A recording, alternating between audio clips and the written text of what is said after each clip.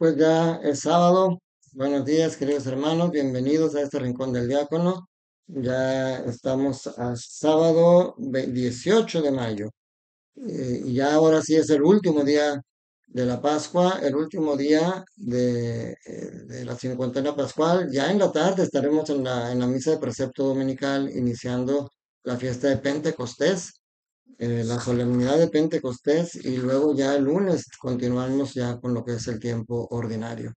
Pero por lo pronto hay que seguir meditando este último día que, como siempre lo digo, la liturgia sabatina, que no siempre se medita en las parroquias, porque no todas las parroquias tienen misa los sábados, solamente las de precepto, pero ya lo hemos visto que siempre es bueno que, aunque en tu comunidad no haya, es bueno que busques una misa cerca de tu casa que haya los sábados para que vayas, o si no, en tu mínimo a través de estos videos tú puedas, conmigo o con algún otro sacerdote, no importa, sino que tú puedas meditar la liturgia sabatina, porque también deja hermosas, hermosas enseñanzas.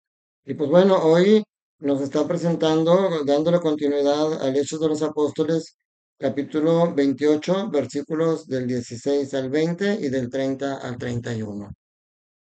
Recordarnos cómo Pedro prefirió ser juzgado en Roma. Pues ahora nos presenta ya a Lucas a Pedro en Roma. Y a Pedro, dice, se le permitió vivir en una casa particular. O sea, Pedro estuvo, como lo llamaríamos hoy, en arresto domiciliario. Él estaba encarcelado ahí, y dice que 3 días después de su llegada, convocó a los judíos principales. O sea, desde ahí, a pesar de estar preso, él tenía comunicación y podía seguir predicando, y de hecho seguía predicando la palabra de Dios a la gente. Entonces, pero por lo pronto él manda a traer a los judíos principales, porque quiere justificarse él de todo lo que ha pasado hasta ese momento. Y luego fíjense, voy a leerles porque les va a traer algo a la memoria lo que Pablo dice aquí. Mis hermanos, sin haber hecho nada en contra de mi pueblo, ni de las tradiciones de nuestros padres, fui preso en Jerusalén y entregado a los romanos. Ojo, dice, ellos, después de interrogarme, querían ponerme en libertad, porque no encontraron en mí nada que mereciera la muerte. Pero los judíos se opusieron y tuve que apelar al César sin pretender por ello acusar a mi pueblo. ¿Qué les recuerda esto? Recuerdan que a Jesús le pasó esto mismo. Pablo está siguiendo los mismos pasos de Jesús. Por eso cuando el Señor lo eligió y mandó cuando quedó ciego y lo mandó a un tal Ananías a que le quitara la ceguera, dijo: a él lo he elegido para indicarle de qué manera va a sufrir por mi causa. Y hoy está preso y está encarcelado, a pesar de que los judíos, a pesar de que los romanos querían dejarlo libre. ¿Se acuerdan que Pilato quería dejar libre a Jesús? Pero fueron los del Sanedrín los que estaban tercos, nada más que a Jesús lo llevaron a la muerte. Y aquí a Pablo lo llevaron a permanecer preso durante los últimos años de su vida. Dice, por esta razón he querido verlos y hablar con ustedes, pues llevo estas cadenas a causa de la esperanza de Israel. O sea, él está encadenado, pero sabe, está consciente de por qué y acepta. Dice, 2 años enteros pasó Pablo preso ahí, y ahí recibía a todos a los que lo buscaban, y aún ahí seguía predicando la palabra de Dios y les explicaba la vida de Jesucristo el Señor. Esto es una verdadera motivación para nosotros, de que aún en el dolor, aún en el sufrimiento, nosotros tenemos que seguir dando testimonio de nuestra fe y de nuestro amor a nuestro Señor Jesús. A veces no lo entendemos. Mira, el Evangelio de hoy es seguimiento del anterior, Juan capítulo 21, versículos del 20 al 25. ¿Se acuerdan que ayer, después de las 3 veces que Jesús le pregunta a Simón si lo ama, al final le dice: apacienta mis ovejas? Al final le dice de qué manera va a morir, y finalmente le dice: sígueme.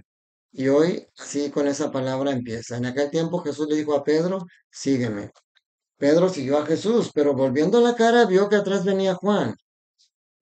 Dice aquí la actualidad litúrgica algo que ahorita no voy a profundizar, pero dice: estos son los versos con los que se concluye el cuarto evangelio. Cuando este párrafo final fue escrito, probablemente el apóstol Juan ya había muerto, y su muerte parecía ir en contra de una profecía de Jesús consignada en el capítulo 20, en el versículo 22 de este pasaje. Dice que probablemente Juan ya había muerto. Quiere decir que esta parte final del capítulo de Juan no la escribió él, la escribió alguno de sus discípulos dándole seguimiento.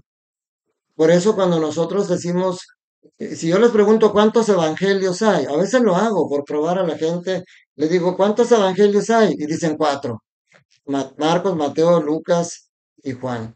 Y le digo, no, hay un solo evangelio, no hay cuatro evangelios, hay un solo evangelio que es el de nuestro Señor Jesucristo. Por eso la forma correcta es decir, nosotros no decimos en las lecturas el Evangelio de Marcos, decimos el Evangelio según San Marcos, el Evangelio de Juan, el Evangelio según San Juan, porque sabemos que fueron escritos por ellos, pero que partes de ellos no fueron escritos por ellos. De hecho, de las cartas de Pablo, algunas sabemos cuáles fueron escritas por algunos discípulos de ellos, algunas veces también dictadas por él. Incluso la carta a los hebreos, que durante mucho tiempo se decía de San Pablo, ahora sabemos que no es de San Pablo, a pesar de que tiene ciertas congruencias. Entonces, eso es para un tema aparte, pero aquí nos dice actualidad litúrgica que es muy probable que Juan ya había muerto. Por eso, esto que dice aquí causaba cierta confusión, porque dice que Jesús, que cuando Pedro ve y ve a Juan que lo sigue, le pregunta a Jesús, le dice, Señor, ¿qué va a pasar con este? Y la respuesta de Jesús es enigmática. Le dice Jesús a Pedro, si yo quiero que éste permanezca vivo hasta que yo vuelva, ¿a ti qué? Tú sígueme. Esto porque cuando Jesús dijo esto, empezaron a correr muchos rumores de que Juan no iba a morir. Y sin embargo, Jesús no dijo que no moriría, sino le dijo, si yo quiero que permanezca vivo hasta que yo vuelva, ¿a ti qué? O sea, es difícil a veces, hay pasajes de la Sagrada Escritura que es muy difícil poder explicar porque es muy difícil poder entender. Pero a mí me encanta lo que dijo en una ocasión el arzobispo Monseñor Rogelio Cabrera en una reunión con nosotros los diáconos y que meditó este pasaje. Porque muchas veces nosotros decimos, no, pues es que yo vengo a misa y yo sirvo con mucho amor, pero aquel ni viene y luego aquel ni le pone las mismas ganas. ¿A ti qué? Tú sígueme. Es que yo no vengo a las juntas porque ¿de qué sirve? Yo nunca falto y hay ministros que ni vienen. ¿A ti qué? A cada quien Dios nos va a juzgar por lo que nosotros hacemos, no porque los demás dejen de hacer. ¿A ti qué? Tú sígueme. Es que hay mucha gente que se dedica al mal. ¿A ti qué?